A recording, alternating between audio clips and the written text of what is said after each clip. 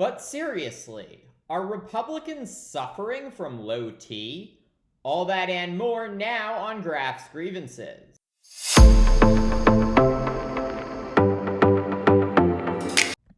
For around 150 years, the Republican Party has been associated with the powerful and muscular elephant, the largest land animal in the world, frequently appearing in Republican ads from the local to the state to the federal level. The strong, commanding elephant in contrast to the weak and feeble donkey representing the Democratic Party.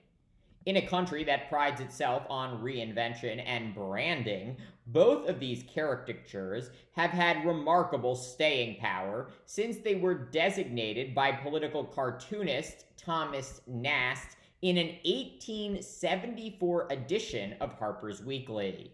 Nast, a loyal Republican, choosing the elephant to represent the Republican Party, while eventually settling on the weak donkey to represent the Democrats. And while the Democratic Party has never officially adopted the donkey as a symbol, it clearly has stuck. It seems that regardless of who the candidates are in any race, Democrats are perceived as weak, while Republicans are seen as strong.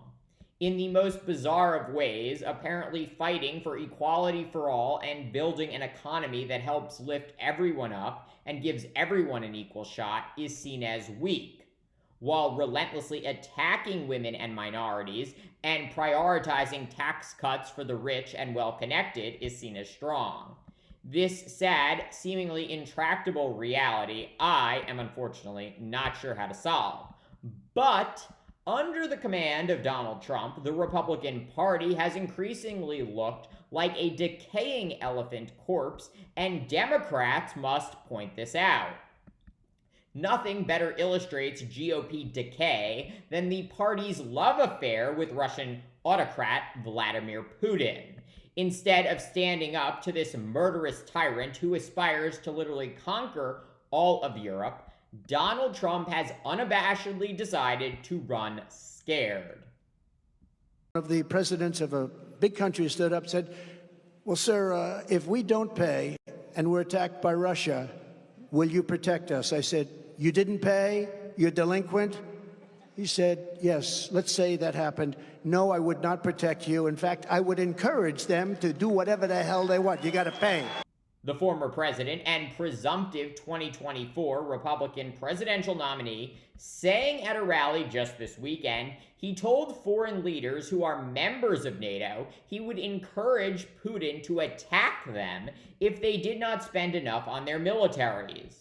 The totally unhinged remarks not only violating NATO's principle of mutual defense, but revealing Trump as the deeply insecure and frail geriatric he truly is.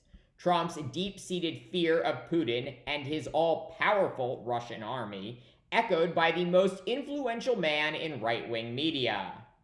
It became very clear to anyone paying attention several months ago that Ukraine cannot win its war against Russia. The Ukrainian military will not be able, even with Western backing, hundreds of billions of dollars of it, to expel the Russian military from parts of eastern Ukraine.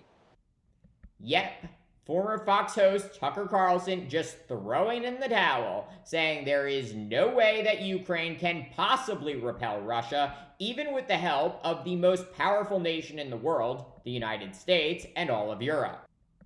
Such cowardliness, hardly surprising from a man who has made a career out of attacking and stoking fear about women and virtually every minority group, including black people, gay people, and trans people. The deference Trump and Tucker have for Putin has permeated the once hawkish Republican Party that in no small part helped bring down the once powerful Soviet Union. Well, first of all, there is no strategy for Ukraine to win because they can't win. The only way they could win is they'd have to start lobbing missiles into Moscow to reduce Russia's support for the war. They can't do that. The Pentagon knows this, though, right? Yeah. The Pentagon knows that they have lost the war already. This is 22 months. They tried a summer offensive. It didn't work.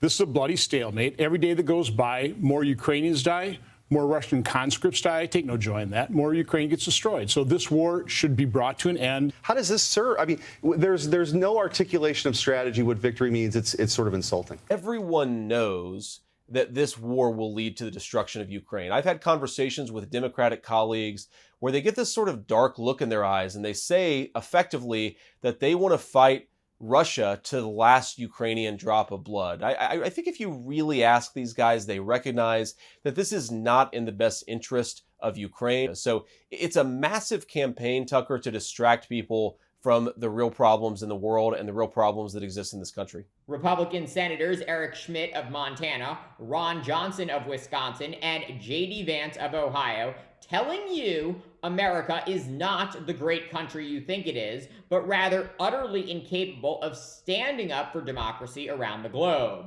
Such feebleness astounding from a party that has long embraced the almighty elephant as representative of their posture towards governing and foreign affairs.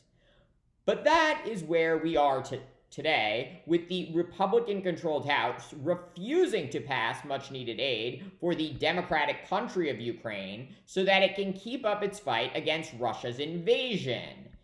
Democrats must work on exposing Republicans for the cowards they truly are, unwilling to defend you and your family from a murderous dictator who aspires to conquer not only all of Europe, but the entire world. Thank you for watching Graf's Grievances. Let me know what you think. Please like, subscribe, share. It really helps me grow this channel. And join me tomorrow for more.